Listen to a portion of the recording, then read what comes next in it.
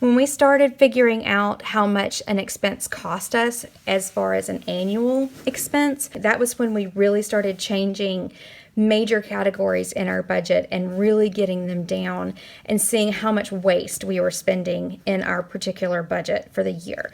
So that was absolutely life-changing and why I do this form every single year, and it works beautifully for us. Okay, so what is an annual spending plan? All an annual spending plan is a roadmap for your future budgets. It's going to make all of your future budgets for the next 12 months so incredibly easy that they are going to practically write themselves. You're not going to budget your annual spending plan down to the penny.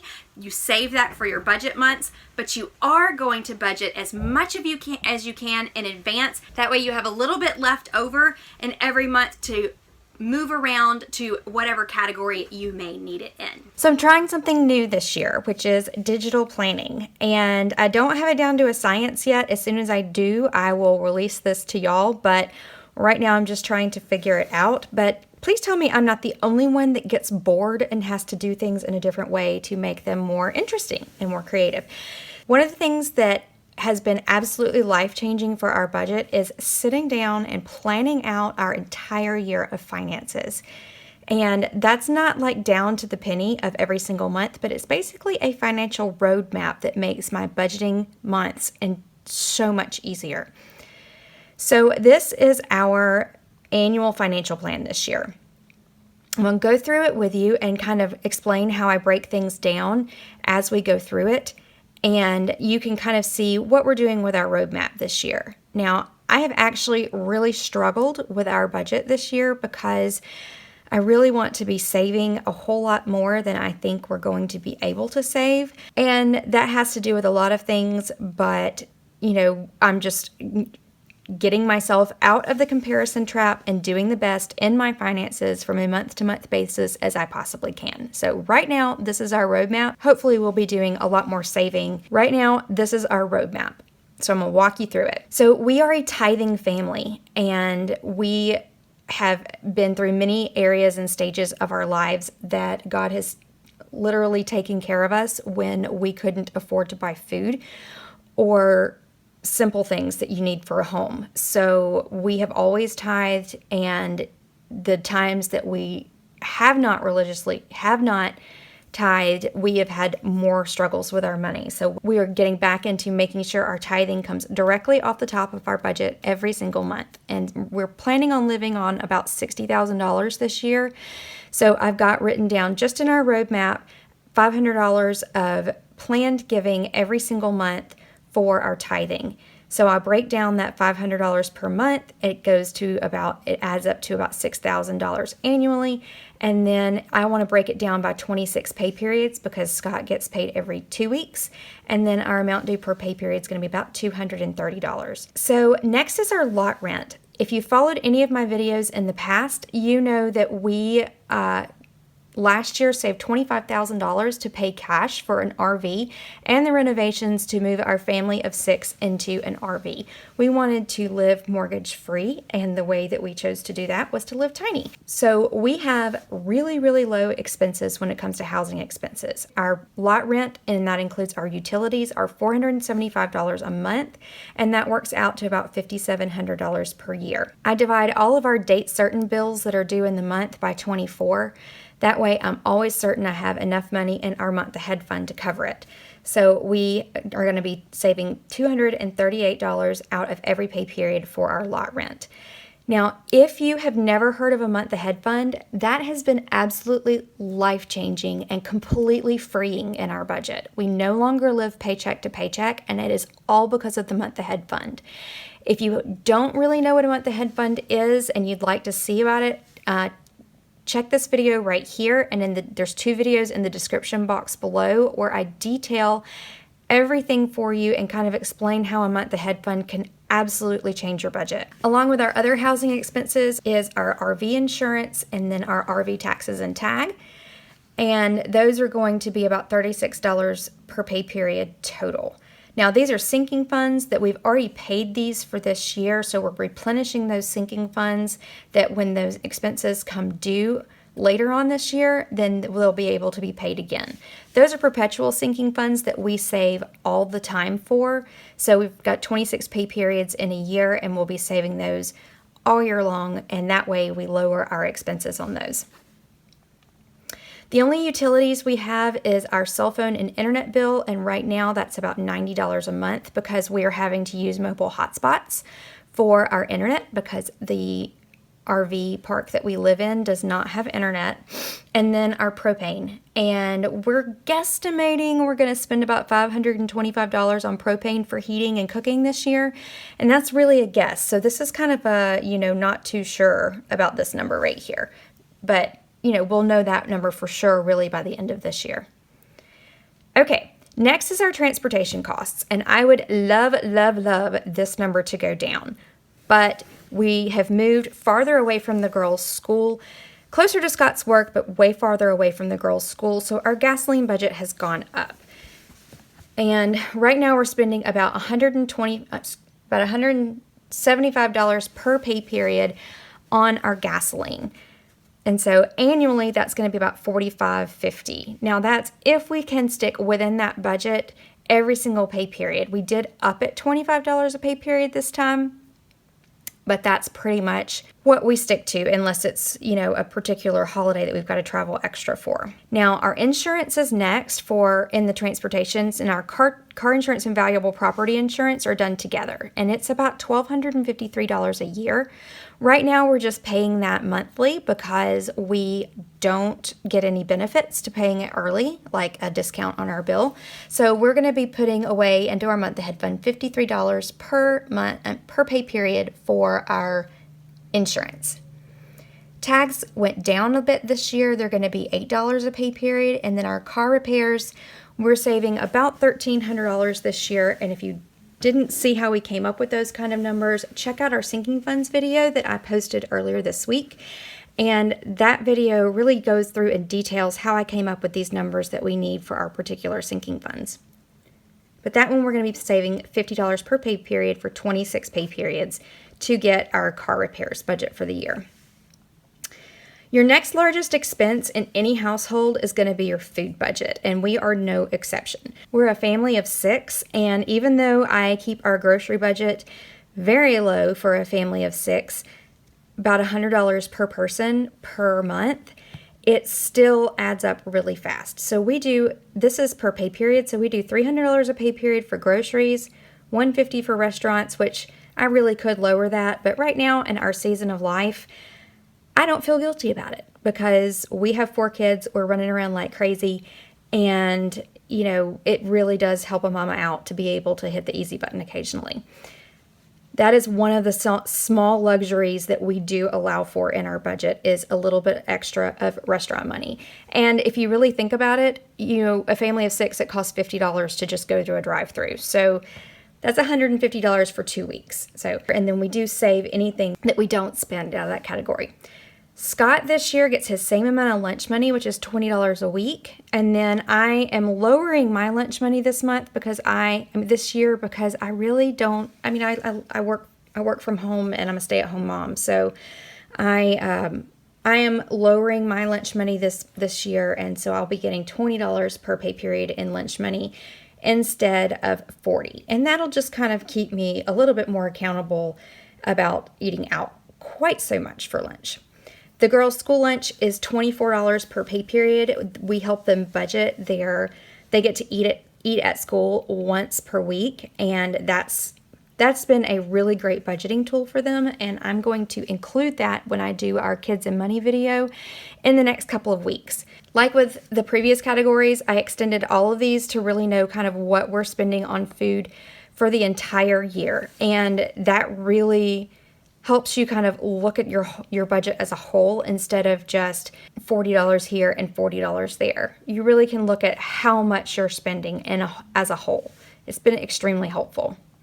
Next is our medical insurance, and this is probably the only place you will ever see that is in this video, because our medical insurance comes out of our pay before we actually ever receive it.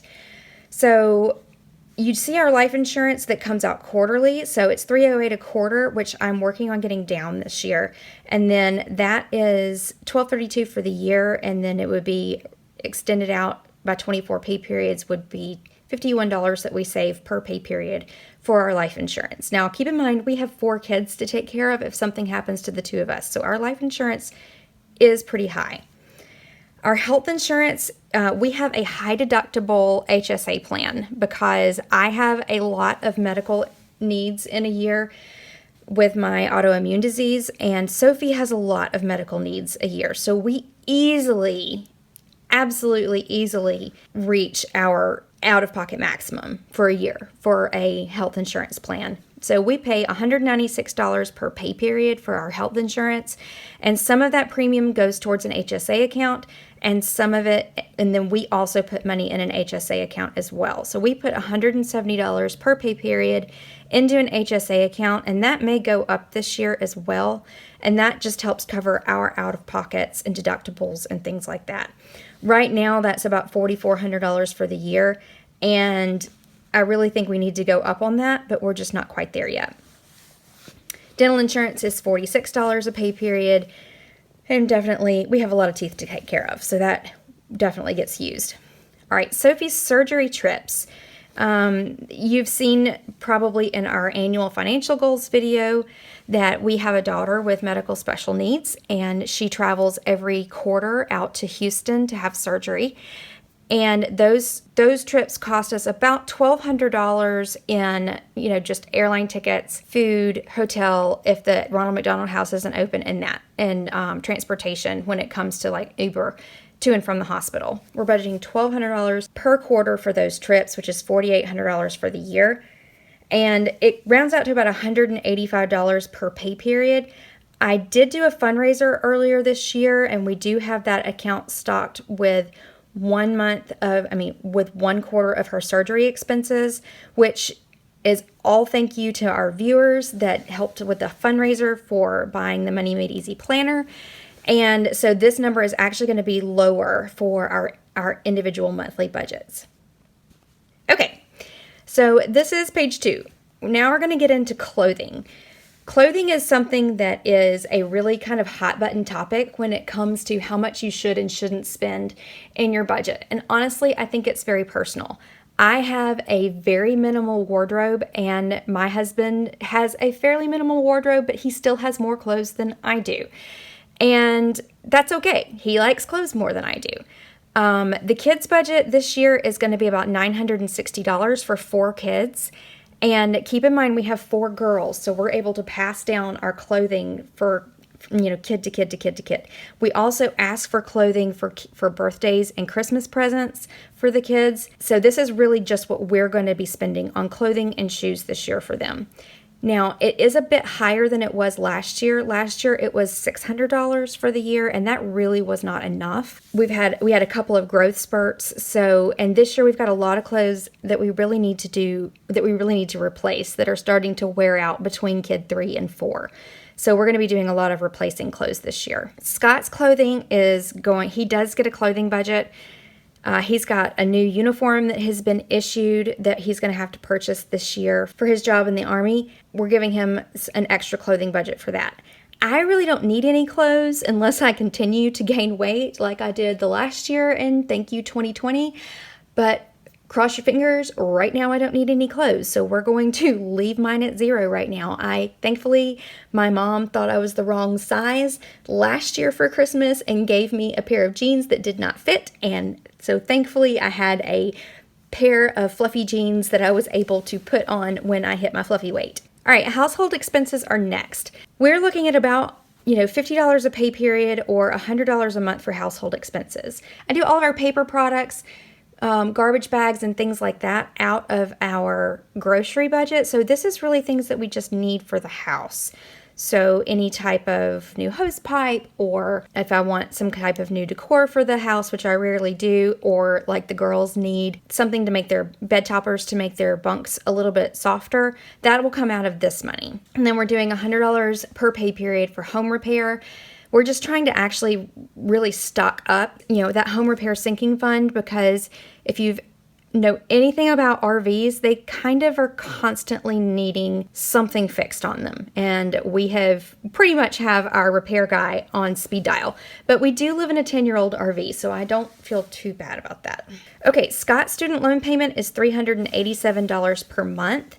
And that is about $194 that we put into our month ahead fund per pay period. And we spend about $4,000 or $4,200 a year.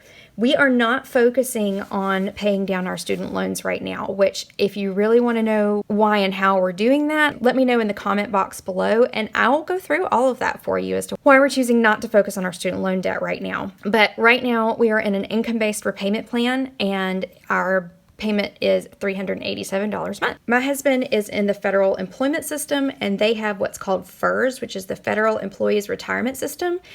And $29 out of every pay period goes into that account. That's his pension system.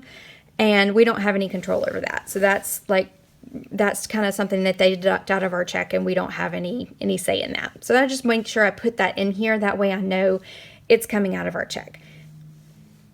The next thing we have is our pets. So we do have a dog. Her monthly, expenses such as dog food, treats, and then savings for her flea medicine and heartworm is going to be about $30 a pay period, so $60 a month. And then we are putting away $520 for the year for her vet bills. So that would be all of her shots, and then if she needs to have any boarding or anything like that done. So our Christmas budget for this year. Definitely check out the sinking funds video that I mentioned earlier. I go through exactly how we do our Christmas budget every year, and how we come up with this number. It's not just an obscure number. It's exactly how we come up with it. But so right now our gifts and our gift budget for the year is $1,200, and then our Christmas budget for the year is $1,200, and our gift budget for the year is $520. So I will actually I'll save for our gift budget every single pay period, but I actually probably won't start saving for our Christmas budget until later in the year. I still want this amount per pay period, just in case. I will go ahead and put a few payments of that into that sinking fund. That way, if I can we're going to do some handmade gifts this year, and I'm going to go ahead and buy the supplies for those early and start on those earlier this year. Okay, so kids' activities. This is where I wanted to really get to so you could see kind of how things break down. Our kids take swim lessons every year, and they are about $285 for all 4 of them for the year. And they happen usually in the June time frame. So I counted up how many pay periods that we had until the end of May, when I knew that I would need to have all of that money saved. And so I divided that out, and it's going to be about $26 per pay period that we need to save until those swim lessons come around. Next is our paid chores. We are getting back into paid chores this year. And we kind of fell off the wagon of our paid chores this year when we were doing our move. And y'all, excuse me, obviously I erased something and it didn't work. I'm telling you, I'm learning in this. But we got into paid chores this year, and the girls actually loved it. Now, they do have chores that they have to do as part of the household, but we have extra chores that they can do to get paid. And I will include all of that in our kids and money video that I'm working on right now. And, kind of how we help them budget their money and be responsible for whether or not they do their chores. So our kids go to private school, and I'll be glad to discuss that decision with you. But it has been, if you're interested, but it has been one of the single best decisions that we have made for our children. And it is a swift kick in the budget every month. But I am constantly reminded about what a great decision that was for our family when our kids come home. At the end of the day. And so they are, their school is about $890 per month, and that's for 3 of them. Now, what I erased here was my little one's preschool that was $160 a month. We have decided to take her out of preschool for the year, and that's really because it really was just a luxury for me. To have a few extra mommy days that I could work on my YouTube channel and, have some time to myself. But really, if it comes down to it and we're trying to save as much money as we can, I can spend every day with my 3-year-old. She's pretty cool anyway. So we're going to spend a little bit more time together and save that $160 a month. The next is going to be school supplies and fees, and that's for the big girls. It's about $1,400 for the year, and that's their school supplies, their book fees, registration fees, and all of that jazz. And it is, the one thing good about their school is they don't nickel and dime us. So when it comes to this $1,400, that's pretty much it for the entire year, that and their tuition. If we were going to save it across the entire year, we would save $54 per month, but I just realized I made a mistake. So we're going to go here, and I actually need to save much faster for that. So, okay, so I told you I don't have all of this into my digital format yet. I'm in the process of kind of moving everything over. But their school registration fees are due in March, and then everything else is going to be due by July. So what I'm going to do is probably save $200 for January and February to get those school fees saved up, so $100 per pay period in those 2 months. And then I will save, let's see, 670 plus 150 divided by, that'll be 820. And between March, April, May, June, and July, we have, so March, we have 1, 2, 3, 4, 5, 6, 7, 8, 9, 10. So I'll have 10 pay periods to save all of that money before they have to go to school in the fall. 820 divided by 10. So it's going to be about $82 per pay period. So instead of saving, I think it was $26 or so per pay period for 26 weeks, maybe that wasn't right, but you saw it. Instead of saving that amount per pay period for 26 weeks, I'm going to actually save $100 per pay period to get all of that saved up by the time that I need it for those particular deadlines. I'm going to have about 14 pay periods total to save for those things. So it'll be about $100 per pay period. The next is going to be our recreation.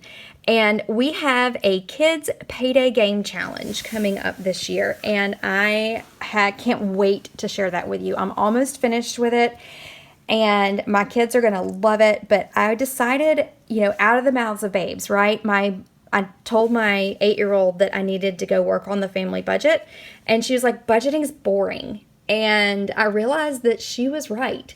So I came up with this kids payday game challenge that we're going to do every single payday this year. And I cannot wait. The girls are going to love it. And it's all of our family fun money for the year, but we're going to do it in a really different way. But I'm in the process of putting everything together so y'all can do it with us if you want to. So hopefully I'll have that video out next week because I really need to start it with our kids too. So next on the list is our just random miscellaneous things. Our oops money is another life-changing thing in our budget, which is kind of our we forgot our cash envelopes and Scott needs to go buy milk on the way home. He has oops money in his car. And then I have oops money as well. So we get that every single pay period without fail. We do have a storage unit right now, which we are in the process of trying to get out of. We're trying to completely downsize that, but we're waiting on my father to get done with some renovations in his house before I can give him all the stuff that he's gotten in our storage, and we've got some more purging to do. On top of that, Scott and I get $20 mad money or personal money every pay period. And that's kind of where my clothes money, if I need any this year, is going to come from. And any kind of fun money that I want to do as far as going out to dinner with a girlfriend or whatever. And then plus we get birthday and Christmas money and all that kind of stuff. So that is going to be this. So these 3 pages of our annual financial plan definitely don't come down to a zero-based budget, which is what Scott and I practice and teach, is a zero-based budget. But it absolutely gives us a roadmap of a place to start. So my January budget is going to be super easy, and every budget after that is also going to be super easy because I have sat down and done our annual financial plan. Let me know in the comments below if you have any questions. I will be glad to answer any questions that you have, because I guarantee any question you have, someone else probably also has, and I will do my very best to do a whole video on it if it's something that a bunch of people ask me, or I'll answer your question in the comments if it's just something, that I can answer quickly. But I am absolutely here for you to answer your questions about what we do and how we live our lives differently as a family of 6. All right, everybody, that's it for this video on our annual spending plan. I cannot wait to see where this year takes us. We've got some huge lofty goals. If you have not seen that video, go ahead and check it out. Drop me a couple of comments below and let me know what your spending plan looks like for 2021. Are you staying COVID quarantined, or are you going to start living your life again a little bit? Thank you so much for joining us in our home. It is always a blessing to have you in our home and in our lives. I love every single one of the comments I get. Our viewers bless us so much. I hope this is a blessing to you, and I will see you in the next video. Thanks so much for watching. Bye.